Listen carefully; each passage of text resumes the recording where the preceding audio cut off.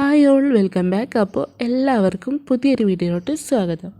ഇന്നൊരു easy biscuit കേക്കിൻ്റെ recipe ആയിട്ടാണ് വന്നിട്ടുള്ളത്. അപ്പോൾ അതെങ്ങനെ തയ്യാറാക്കി എടുക്കാമെന്ന് നോക്കാം. കേക്ക് ഉണ്ടാക്കിയെടുക്കാൻ വേണ്ടിയിട്ട് ബോർബോണിൻ്റെ 2 കൂട് ബിസ്ക്കറ്റാണ് ഞാനിവിടെ എടുത്തിട്ടുള്ളത്. ഡാർക്ക് ഫാൻറ്റസിയുടെ, നമുക്ക് ഓറിയോ ബിസ്ക്കറ്റാണെങ്കിലും ഡാർക്ക് ഫാൻറ്റസിയും ഒക്കെ എടുക്കാവുന്നതാണ്.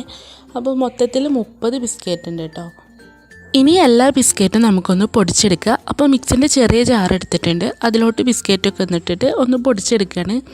നല്ല ഫൈൻ പൗഡറായിട്ട് നമുക്ക് പൊടിച്ചെടുക്കണം.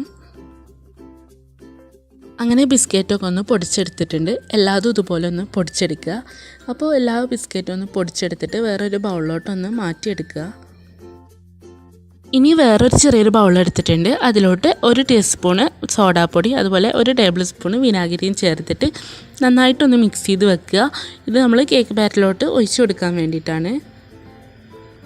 ഇനി ബാറ്ററൊക്കെ ഒന്ന് ആക്കിയെടുക്കുക. അപ്പോൾ ഞാനിവിടെ 1 കപ്പ് പാലെടുത്തിട്ടുണ്ട്. 1 കപ്പ് പാൽ നമ്മൾ കുറേശ്ശെയായിട്ട് ഇതിലോട്ട് ഒഴിച്ച് കൊടുത്തിട്ട് നന്നായിട്ടൊന്ന് മിക്സ് ചെയ്തെടുക്കുക.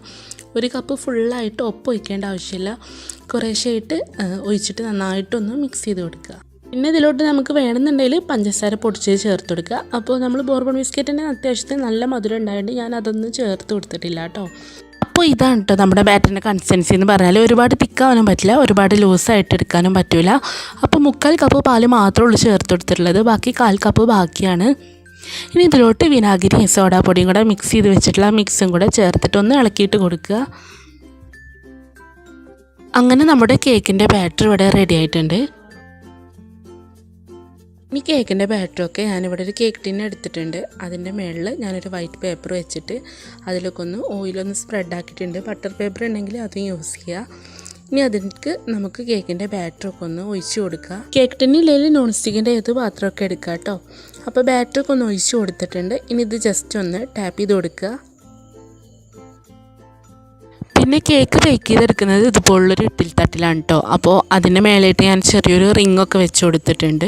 ഇനി ഇത് അടച്ച് വെച്ചിട്ടൊരു ഹൈ ഫ്ലെയിമിൽ ഒരു 5 മിനിറ്റ് ഒന്ന് പ്രീ ഹീറ്റ് ചെയ്തെടുക്കുക. അതിനുശേഷം അതിലോട്ട് കേക്ക് ടിന്നൊക്കെ ഒന്ന് ഇറക്കി വെച്ചിട്ടുണ്ട്. ഇനി ഇതൊന്ന് അടച്ച് വെച്ചിട്ട് ഒരു 35 മിനിറ്റിൽ നമ്മളൊന്ന് ലോ ഫ്ലെയിമിൽ വെക്കുക. അങ്ങനെ 35 മിനിറ്റ് കഴിഞ്ഞിട്ടുണ്ട്. അപ്പോൾ അത് നമ്മുടെ കേക്കൊക്കെ ഒന്ന് ബേക്കായി വന്നിട്ടുണ്ട്. അപ്പോൾ ചൂടാറിയിട്ട് ഞാനിതാ വേറൊരു പാത്രത്തിലോട്ട് വെച്ചിട്ടുണ്ട്. ഇനി അതിൻ്റെ മേലെയുള്ള പേപ്പറൊക്കെ ഒന്ന് നമുക്കൊന്ന് മാറ്റിയെടുക്കാം.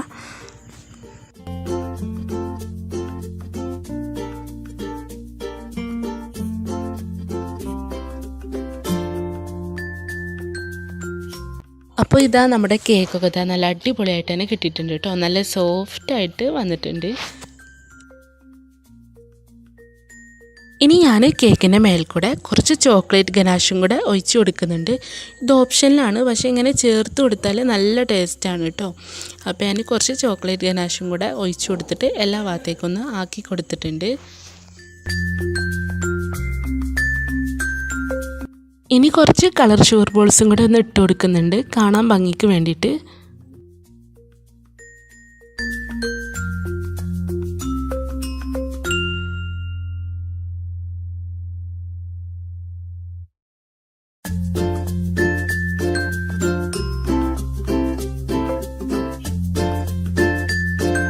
അങ്ങനെ നമ്മുടെ കേക്ക് ഇവിടെ റെഡി ആയിട്ടുണ്ട്. ഈസി ആയിട്ട് നമുക്ക് ഉണ്ടാക്കിയെടുക്കാൻ പറ്റിയിട്ടുള്ള ഒരു കേക്ക് തന്നെയാണ്. അധികം ഇൻഗ്രീഡിയൻസും ഇല്ല. അപ്പോൾ എല്ലാവരും ഇതൊന്ന് ട്രൈ ചെയ്യുക. അപ്പോൾ എല്ലാവരും ചാനൽ സബ്സ്ക്രൈബ് ചെയ്യുക, അതുപോലെ തന്നെ സപ്പോർട്ട് ചെയ്യുക. Thank you.